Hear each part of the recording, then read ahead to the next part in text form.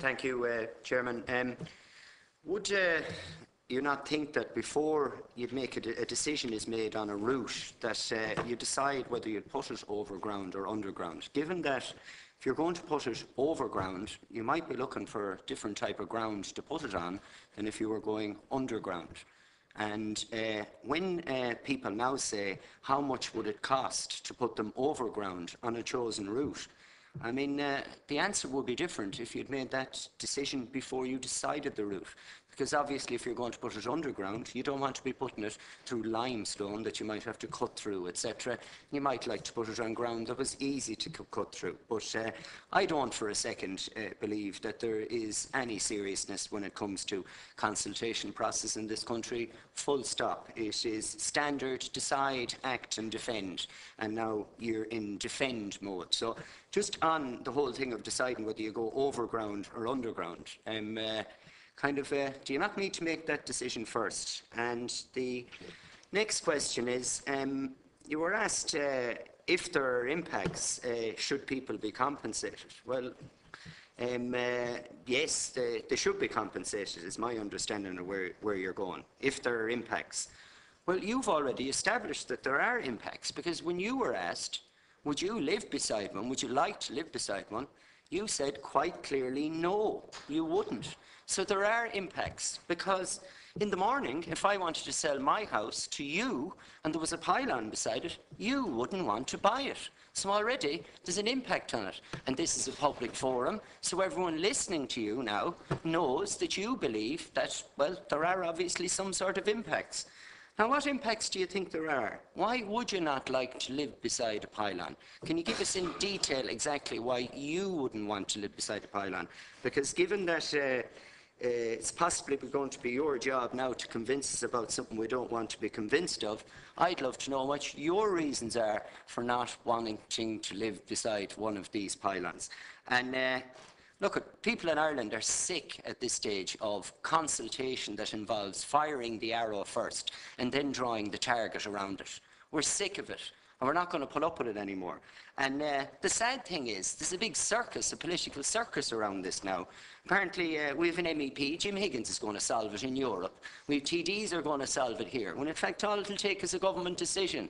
And the decision is to tell ye to do what you should do, listen to the people, and look for a route that's suitable to put it underground. But in the meantime, can you tell me why you wouldn't live beside one? Because people would be very interested to hear that. Okay. Looked at. Deputy Flanagan asked me about why I wouldn't like to live beside a pylon. I just want to qualify that a bit. When it would beside, I mean, it depends on what does beside mean. If it's a pylon within 30 or 40 metres, yes, I wouldn't. But if it's further distance, sorry, you asked me.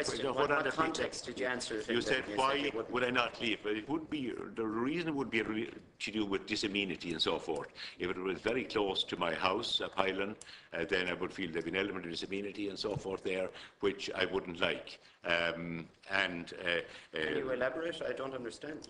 You don't understand? How do you mean? It'd be disamenity? Yes, yes. I think it would affect the residential amenities of the house and so forth. How so? If it was very close. How so?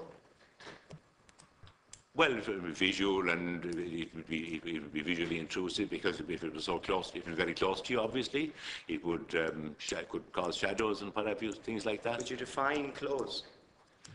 Well, I would say kind of important. I don't want to be too precise about this thing, but I would like you to be very precise. Well, sorry, exceptionally precise. I can't. It's a hypothetical situation. I'm trying to answer. Not if you live in Ballahadreen, it isn't. Around those areas. I'm trying to answer it as best I can.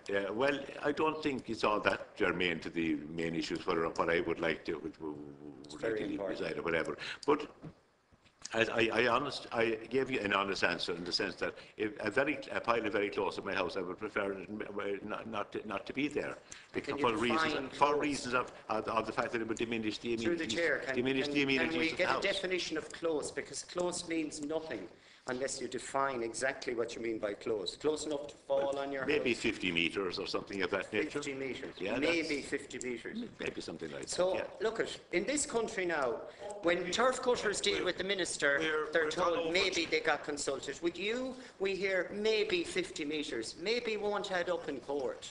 Maybe. What is the distance that you would be comfortable with so that you would not have a problem living beside it? Please tell us, because you are actually destroying the process here with what you're saying. Now, no one can have any confidence. You, the chairman who's coming in, won't live beside one and won't tell us how close beside is. You wouldn't get it on Sesame Street. I didn't say I wouldn't live beside one. I was asked would I like to live beside one. And I said I wouldn't live beside one if it was too close. That's all I'm saying. I wouldn't like to live beside one if it was too close. We've gone over I think time. you've said it all anyway now.